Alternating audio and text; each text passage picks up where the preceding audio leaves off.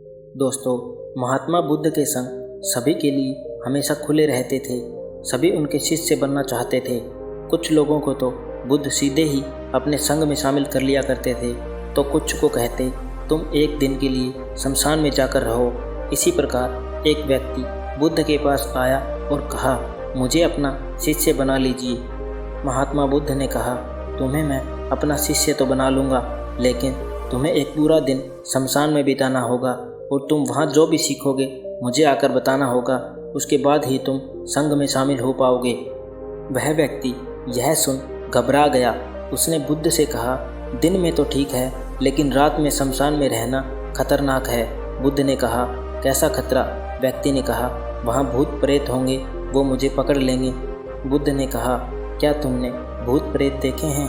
व्यक्ति ने कहा, नहीं, पर मैंने सुना बहुत है, पर कुछ लोगों को देखा है जिनमें भूत आ जाते हैं और वो अजीब अजीब हरकत करते हैं।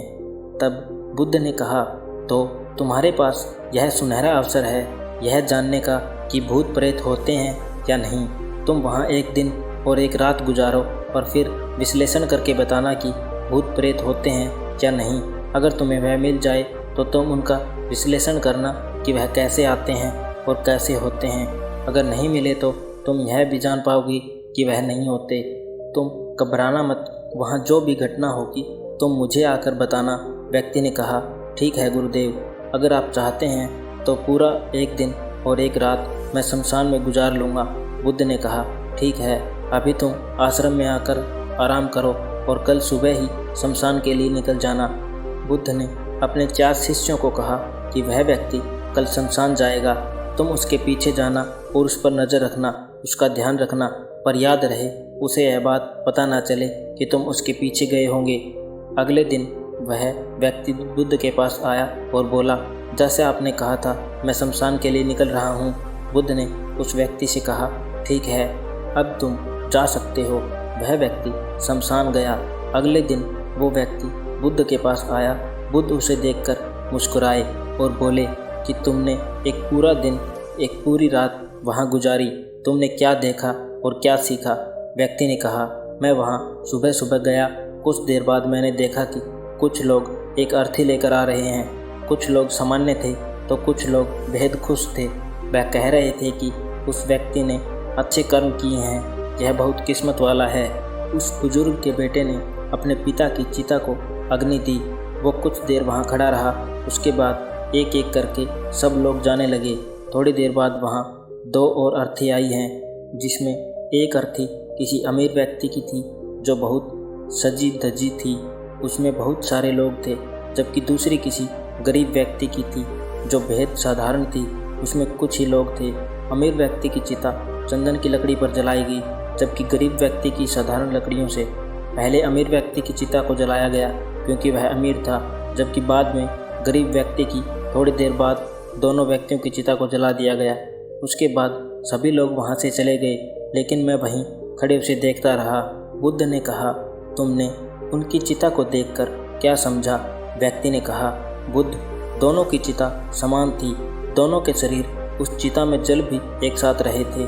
उसके बाद दोनों उसमें जल गए। अंतिम में जो बचा वह भी एक जैसा ही था, उसमें कुछ अलग नहीं था।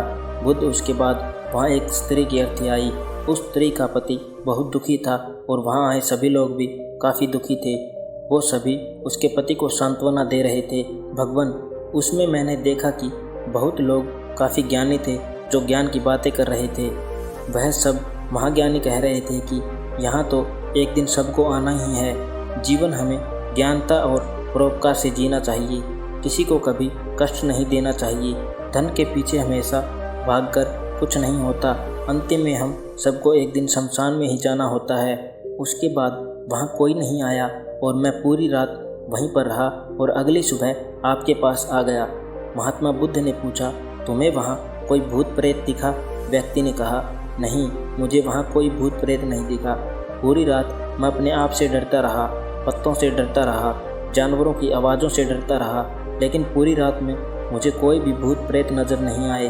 बुद्ध ने उस व्यक्ति से कहा, ठीक है, अब तुम जाओ और आश्रम में आराम करो। कल फिर एक दिन और पूरी रात तुम्हें शमशान में बिताना होगा। वह व्यक्ति यह सुन बोला, आप कैसी बातें कर रहे हैं। आपके कहने पर आज मैं पूरा दिन पूरी रात वहाँ पर रुका। वह समय मैंने कैसा काटा मैं ही जानता हूँ। अब मैं दोबारा वहाँ नहीं जाऊँगा। बुद्ध ने कहा, देखो, जो खास चीज़ तुम्हें वहाँ जाकर मिलनी है वह तुम्हें अभी तक नहीं मिली है।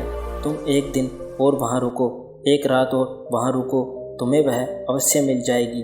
व्यक्ति कहता है, ठीक है, मैं आपके कहने से एक बार और चला जाता हूँ। यह कहकर वह व्यक्ति आश्रम में आराम करने लगा। अगले दिन वह व्यक्ति फिर बुद्ध का आशीर्वाद लेकर वहाँ से शमशान के लिए चला गया। एक दिन पूरा बिताकर वो अगले दिन फिर बुद्ध के पास आया। बुद्ध ने पूछा, तो बताओ तुम्हें वहाँ क्या मिला।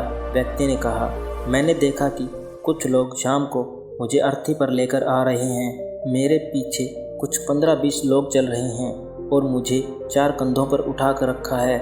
मेरे पिता आगे चल रहे हैं और कुछ लोग मेरे ऊपर फूल फेंक रहे हैं और मेरे कुछ रिश्तेदार मेरे पीछे चल रहे हैं। वो लोग बहुत ही दुखी हैं। मेरे पिता और भाई भी बहुत ही दुखी हैं।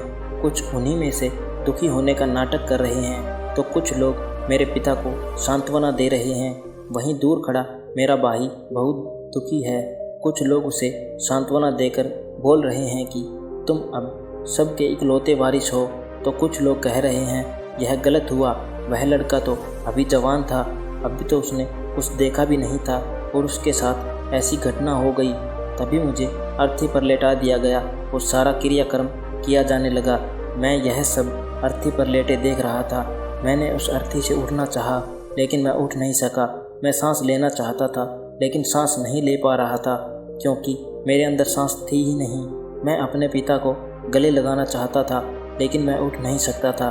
मैंने अपने भाई को गले लगाना चाहता था और उसे कहना चाहता था कि तुम माता पिता का ध्यान रखना, लेकिन मैं बस लेटा देख रहा था, कुछ कर नहीं सका था। उसके बाद मेरी चिता पर लकड़ियाँ सजाई जा रही थी। मेरा मुंह भी ढक दिया गया। मुझे बस उस चादर के पीछे कुछ नहीं दिखाई दे रहा था।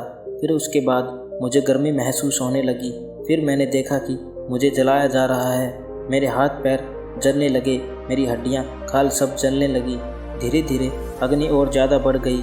मैं वहाँ से उठना चाहता था, मेरा दम घुट रहा था, मैं सांस लेना चाहता था, लेकिन मैं ऐसा कुछ भी नहीं कर पा रहा था। उस अग्नि में मैं पूरी तरह खो गया। मैं पूरी रात खुद को ऐसे ही जलता देखता रहा। मैंने देखा कि अंतिम रूप से मेरे पास केवल मेरी राख ही बची हुई है। उस पूरी रात ना तो मैं डरा, ना ही मुझे डर का एहसास हुआ। पता नहीं कहाँ मैं पूरी रात खोया हुआ था और सुबह होते ही मैं आपके पास आ गया भगवान। बुद्ध मुस्कुराए और बोले कि अब तुम संघ में शामिल हो सकते हो और वास्तव में ध्यान और ज्ञान होने के लिए ध्यान का बीज अंदर होना बहुत ज़रूरी है। जो बीज तुम्हें वहाँ कल रात मिला, तब तुमने जाना कि वहाँ सब कुछ नश्वर है।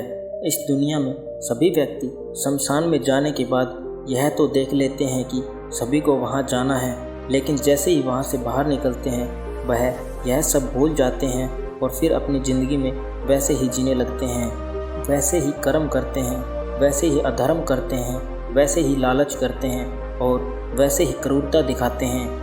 और जैसे ही शमशान में जाते हैं सब धार्मिक हो जाते हैं।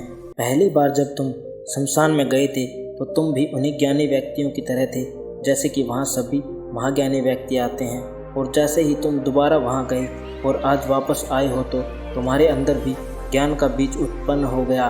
हम तब तक जीवन को नहीं समझ सकते जब तक हम मृत्यु को नहीं जानते। जो व्यक्ति बीमार है वही स्वास्थ्य के महत्व को समझ सकता है। जो ध्यान का बीज तुमने कल रात पाया, अब तुम्हें अपना लक्ष्य बनाना है और ऐसा विशाल लक्ष्य तुम्हारे अंदर उत्पन्न होगा जो सभी को ध्यान की इच्छाओं से परिपूर्ण होगा। दोस्तों, ये थी आज की महत्वपूर्ण कहानी। उम्मीद करता हूँ आपको बेहद पसंद आई होगी। अगर हाँ तो कमेंट बॉक्स में नमो बुद्धाय ज़रूर लिखना। और अगर आप ऐसी ही अच्छी कहानियाँ सुनना पसंद करते हैं तो कृपया अपने चैनल को ज़रूर सब्सक्राइब करना और बेल आइकन को ज़रूर दबा देना ताकि कोई भी नई कहानी आपसे ना छूटे। थैंक यू दोस्तों।